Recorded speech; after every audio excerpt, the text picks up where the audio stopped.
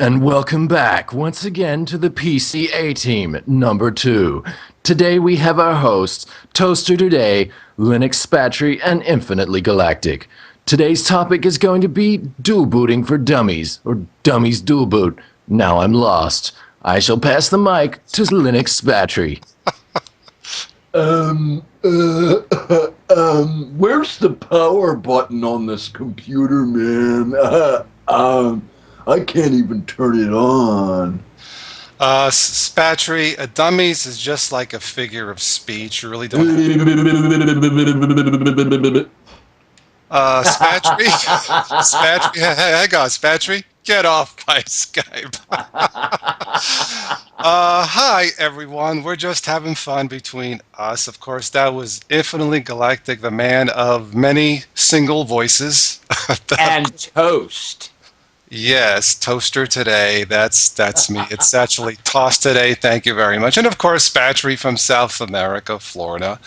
Thank you, IG. Welcome back. How have you been? I've been very busy and very cold, but apart from that, pressure's off now, and I'm enjoying the joys of YouTube again. Cool. All right. For tonight, this is a PC 18. I think it's number 2. I have been getting a lot of questions and comments such as, how do I dual boot? Do I have to delete Windows? Can I keep Windows? How can I access my Windows files? Now, all three of us know how to do this. So I thought to answer those multitude of questions, which I believe I have answered all of you back. If I haven't, I apologize, but we will answer this tonight.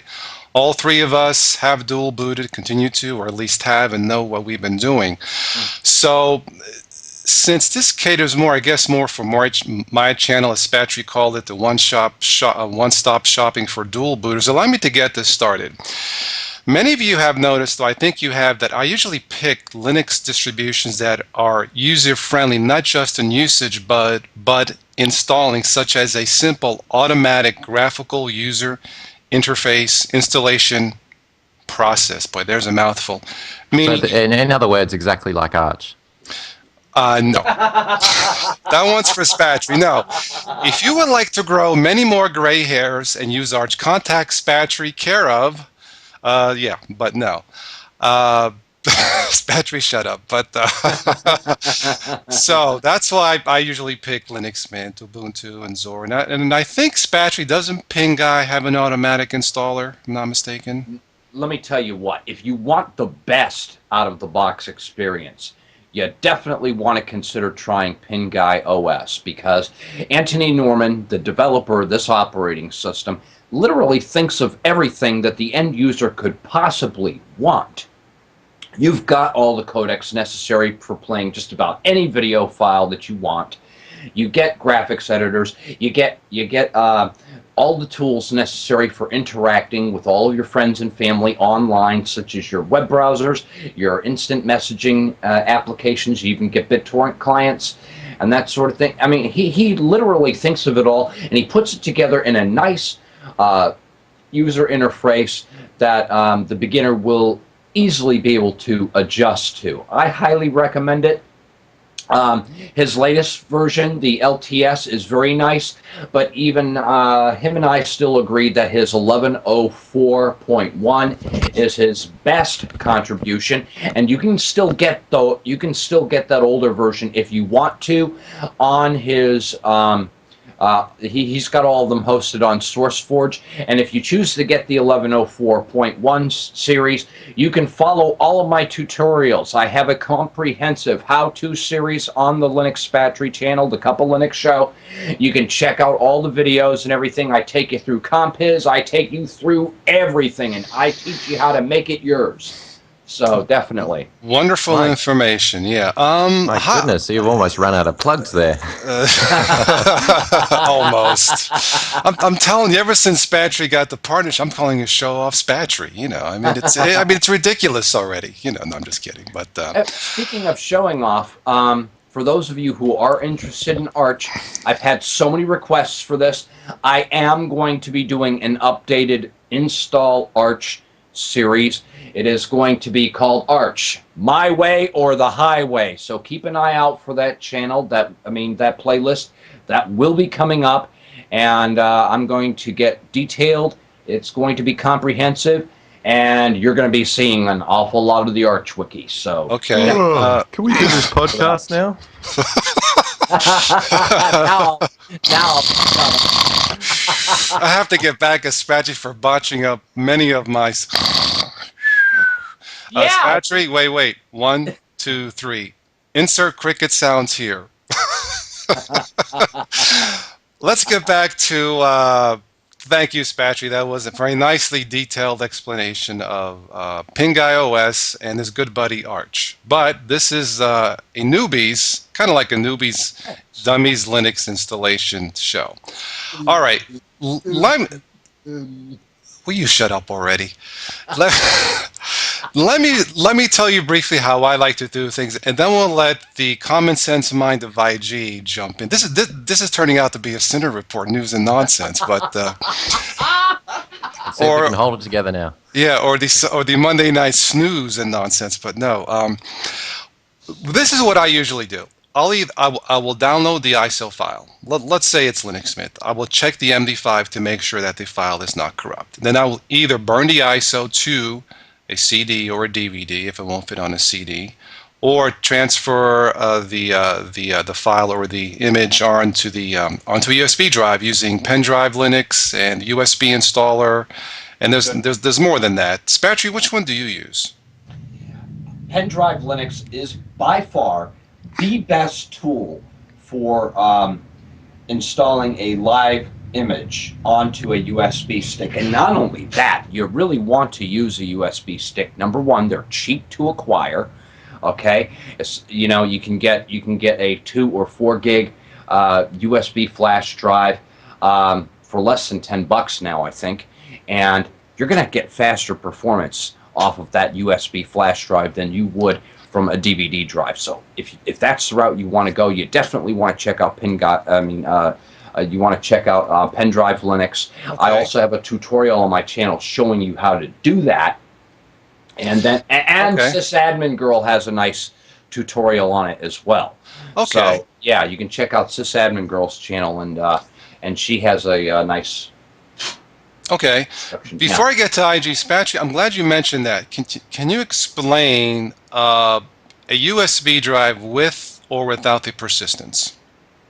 Okay, well, if you choose to use the feature with a persistence, Which the means nice thing, well, what this means is now, while you're running that live operating system mode, you can actually download applications from the repositories and install them. Okay, it will also remember any settings. So if you change the wallpaper, if you make a few changes to your operating system on your flash drive, it will remember those. But there is a 4 gig limit, and pretty much the limit is how much room you have on that flash drive that you're using. But I think the maximum you can go is 4 gigs. okay. Now, that's great if you're just going to have a flash drive Linux to carry around in your pocket or your purse, ladies. Yeah. But when you go to install it, it's going to actually use its default install. So I don't think it's going to transfer all the settings over. But I think in the persistence, there may be a place where it stores all your settings so you can merge them into your home folder once you have installed the distribution. Okay. Yeah, so there you go. I did get a question once, not too long ago, about the USB with the persistence, and I think I did reply to that gentleman or lady. I hope I did, but if not, excellent explanation from Spatry. Getting back to how I like to install it, it's either from booting off the USB or a CD or a DVD. Now, when I choose to install, I mean, you can browse through the live mode, but it's generally not as fast. Although I believe the USB live mode, I believe, is a little faster. But say I downloaded the brand new Zorin 6. I'll transfer the files using Pendrive Linux. I'll install it. I will usually double click the install icon, or once you boot from the drive, it may actually have a option to install directly from the boot screen. I think that's how that works. Now, here's the thing. When you read the screen, it's pretty much self-explanatory, but this is the option that newbies want to look at. Zorin, Linux, Ubuntu, and probably PinGuide will automatically read or sense or know that you have Windows installed. And this works for Windows XP, Vista, Yes. and Windows 7. Okay. Yes. It will read that, and you will have an option, usually 3 options. Erase everything, custom installation or custom partitioning, or I believe the wording is, and correct me if I'm wrong, guys, install alongside Windows 7, Vista, or XP. That's what you are click. correct. You click that. The next screen, you'll have an option with a little slider bar to allocate how much hard drive space you want between Windows and your Linux-based operating system. If you're not sure, just go in the middle. I mean, there's nothing to really break unless there's something wrong with your hard drive. But slide it in the middle. Click next, and I think it comes up, are you sure? Because once you continue, this operation cannot be undone. I think that's what it says. So Okay. okay, right? Yes. I have something I want to inject here real Please quick. do. Yes. Before you even start the installer, first, make sure you defragment your hard drive in Windows. I was about to say the same thing. Thank you. Yes. Yes, important. Yeah, thank you. Yes, definitely. Defragment your hard drive in Windows and make sure you know how much clear hard drive space that you have. Yes. Because you can damage your Windows setup. Let's say if you've only got 30 gigs of free space Yeah. in your Windows system and you tell the Ubuntu installer to allocate 50 gigs Right. for Ubuntu Mint or whichever ones, you're invariably going to mess up your system. So please make Thank sure you. you're in the know of what is available. For most new PCs, hard drive space is usually not an issue, but this is one of the reasons why I wanted to have really the best or two of the best on the show tonight, just in case one of us would miss something, and in that case, me. So, duh. There, Spatcher. Are you happy? No, but We'll skip the court-martial this time. okay. Thank you. All right. Yeah. So you would click. Let's see. Where was I? Highlight or choose install alongside Windows 7. Next, follow the instructions. It'll ask for username, password. And then from there, I believe sometimes if you type in a password, it'll say too short. That's up to you. You can just type in 123 if you want, and then go from there and just follow the process. That part there, once you follow Spatry's instructions first, defrag, you have enough hard space, and follow my instructions. The GUI installer, as we call it, is as close to 100% dummies proof as possible. Now that being said, please, if you need to back up something first that you cannot live without, do that first always. And I mean always. Always. Even if you know what you're doing, horse stable stuff can happen. Whether in Linux or Windows. Better still, after you back up, if you have your backup disks from your OEM that you hopefully created yourself before you went through Windows 7, because I think most PCs will allow you to create backup disks, a copy of Windows 7 for free. That's even better. But that being said, once you follow my instructions in Spatry, you should be okay. IG, why don't you continue from there? Yeah, so basically, once you've installed the system, and the little pop-up will come up saying, "Okay, you're good to go. You can restart now or continue testing." You'll obviously want to restart because you're sick of using the live DVD and it being really slow. At which point it will restart. You'll be given the boot menu with usually 2 Ubuntu entries. The top ones, which will be the one that you'll want to boot into, or Zorin or Linux Mint or whichever system you're using. The one under that will be recovery for recovery mode for whichever distribution you've just installed. And then you'll have the Windows entry down below that. If you obviously the Windows entry is going to kick you straight into Windows anyway, so that should work the way it's supposed to. But then the top 2 entries booting into Ubuntu for the first time. One thing that I've always done consistently every single time I've installed an operating system alongside Windows is create an auto mount for the Windows drive. Basically, what happens is that because Windows is on a different drive, in order to access those files, you have to mount that particular hard drive that has your documents and settings on it. So what I tend to do is there's an application in the Ubuntu software store which is available on Pinguy and Ubuntu and Zorin, and then also the Linux Mint software manager also has it, and it's called NTFS Config. Which is just a little application that will just help you auto-mount your Windows drive so that you can access your documents and photos and music, etc., without having to mount your hard drive every single time. So then what you can do is you can actually create like a shortcut or a link from that Windows drive into your home folder, and then so you can have all your pictures and music linked into your home folder on Ubuntu or Zorin or Linux Mint. And it's actually going to be saving it straight to your Windows drive instead of saving it to the Ubuntu drive. So therefore, when you restart into Windows, the files that you've changed, etc., and any music that you've added or files that you've downloaded, if you've linked them correctly, then they will show up on your Windows install as well, which I found to be very, very helpful, and it saves a whole lot of copy and pasting in between times. So you can access all of your Windows files and folders from Ubuntu and from Windows, and the changes will be kept in between. Now, I'm sorry, IG, what is that piece of software called again? I'm sorry? NTFS Config. Okay. I have something else I'd like to add to this as well.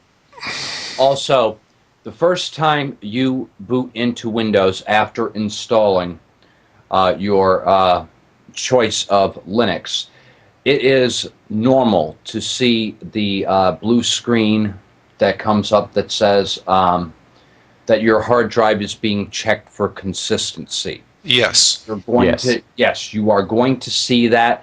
Let it complete, but it should only run once. But yeah, I always recommend after installing Linux, check to make sure that your Windows side is working just fine, and then of course go ahead and boot back into Ubuntu and fall in love with it, because you're never going to use Windows again. I'd say, but no, well, you mentioned blue screen. I hope nobody has panicked from now and just tuned off the show. We don't mean to be SOD. What that means is that, now it doesn't mean that something is broken. All that means is that Windows 7 has sensed a change. That's all it is. And it wants to double check that nothing is wrong. That's all that means. It doesn't mean that something is broken. But to be sure, now to be fair to Windows 7, there has been a change. It has to check it. And there's nothing wrong with that. Let it, do the process. It usually doesn't take that long. And then it'll boot again, and then you can choose to boot into whatever, Zorin, Linux Mint, Ubuntu, Pinguy, or back into Windows 7 if you have to. So yes, that is also very important. I did get another question that the question was, can I access my Windows files through Ubuntu? You can, if you have, and I'm looking at my Ubuntu screen now, if you click the home folder, and it's the orange folder right next to the top. Now I know that this particular computer has a 500 gigabyte hard drive, and I allocated approximately half to the left where it says devices. Okay, it'll say system, and then right below it says 275 GB file system. That is my Windows side of my hard drive. I can actually access my files if I need be. Now, why would I want to do that? Okay. Suppose I got a very nasty virus in Windows, XP, Vista, or 7, and I'm having a hard time cleaning it, and I want to reinstall it, but I'm having a hard time getting into Windows 7 because it runs so slow. But you have maybe 10, 20 files that you can't live without. You can boot into Ubuntu, access the Windows folders that you need to, copy those to the Ubuntu side. However, as easy as that sounds, that's okay. You'll have to, once you have that, you may want to transfer those files to a flash drive. Once you reinstalled Windows, if and only if you have to run a virus scanner on that USB drive with the transferred files, because the virus or part of the virus may be in those files. Yeah, very good point. I hope I made sense. But so once again, yes, to that subscriber who asked the question, you can access your Windows files folder. And I think in my situation, sometimes I had to access my music folder. And I believe you go to Documents and Settings and go from there.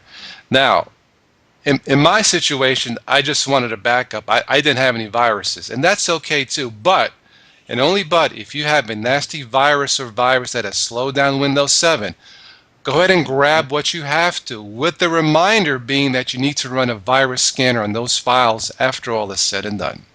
Okay, so that's one thing that Linux is good for. Let's see. I think that was it for the questions, unless Spatry and IG want to add something to that Windows folder thing. So, You know what? I used to keep a Knoppix CD in my toolbox just for that very thing. okay. You know, and this was when I was just running Windows, and I didn't even have a Linux partition. I still had a Linux disk, just for the purpose of rescuing files if necessary. And yeah, I'll tell you what, the Knoppix disks over the years have really saved my behind on countless occasions, and I highly recommend that you have a Knoppix disk available to you. Yeah. Knoppix, for those of you Windows folks, Knoppix, I believe, was one of the very first Linux-based operating systems. Are they still around? Oh, They are still around, yeah. Okay. Yeah, now, Knoppix, I think, was one of the first live CDs. I could be wrong on that. And it had all of these tools built into it. And actually, it's a complete operating system as well. Okay. Okay. I mean, it's got, you know, and it's fast, too. Okay.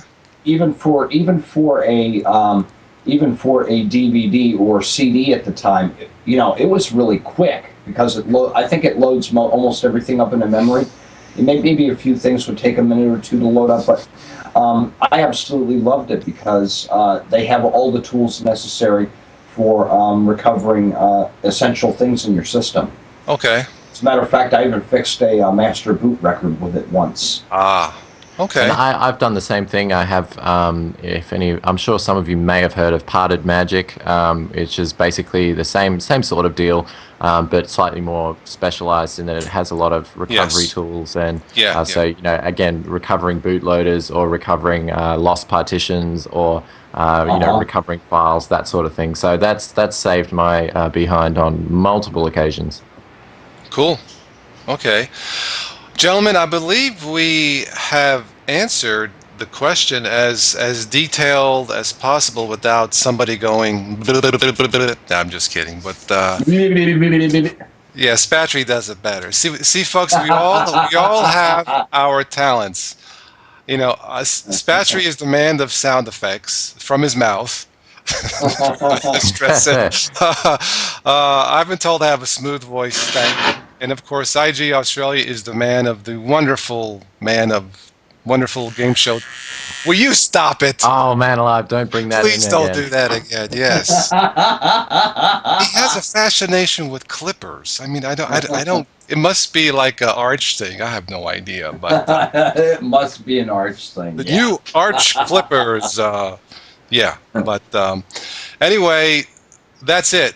This is a dummies, dual booters, or dual booters for dummies, and I mean that with all, you know, with all respect to all of you who are new to this. Like I was stating before, even in pre-chat, I've been getting a lot of comments, questions. Yes, you can, with reasonable safety and assurance, install one of the more friendly Linux-based operating systems. And you may have noticed I use exclusively, usually, Zorin, Linux Mint, or Ubuntu. It's for a reason. They're easy to install, easy to navigate through and to. But if you follow the GUI installer, the automatic installer, and take your time, you don't have to rush this, I would dare say it's 99% safe. But that being said, as we stated, back up everything first, just in case.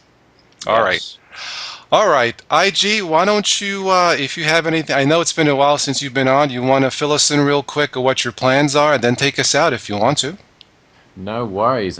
So obviously things have been pretty busy as they usually do. But having said all that, there is a whole bunch going on in the Linux world that I do want to check out. Obviously, a lot of the Ubuntu derivatives have come out in the last month. We've got Pinguy and Zorin and Linux Deepin as well, which I do want to have a look at that when that comes stable. And also, I've been wanting to look at Korora, which is the Fedora. It's like what Linux Mint is to Ubuntu. That's what Korora is to the Fedora world. So I do want to have a look at that as well because Fedora 17 has proved to be quite a nice base of an operating system, but not really something that's user-friendly out of the box. And also, obviously, app reviews are going to keep coming as well. And also, I announced on my channel that I'm also wanting to possibly have a look at some Mac stuff. That all depends on here we go with another plug. That all depends on whether we, end up reeling in enough donations for a Mac Mini. But again, there seems to be a few of you out there that do want to hear it, and there's definitely a few of you out there that don't want to hear it. So we'll be interested to see how that all pans out. But once again, I'll be more than happy to be on these podcasts if and when I can get the opportunity. So thank you once again for having me on the show, and for everybody for tuning in. And congratulations, Spatry, for your multiple excuses for plugging what was your partnership and such. It's well earned, and you've definitely deserved it.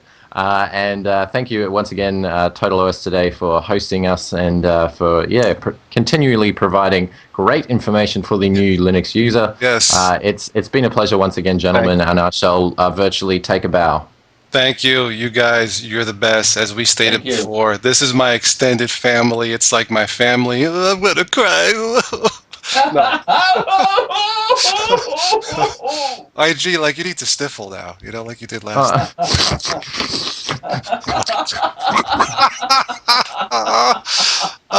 Folks, we are the original A-Team, and this is why. Because thank you, IG. Thank you, Spatry. Thank you, all of you, for listening. This is always, as usual, it's a lot of fun. Thank you, one and all, and all of us will catch you in your dual booting future. Ciao.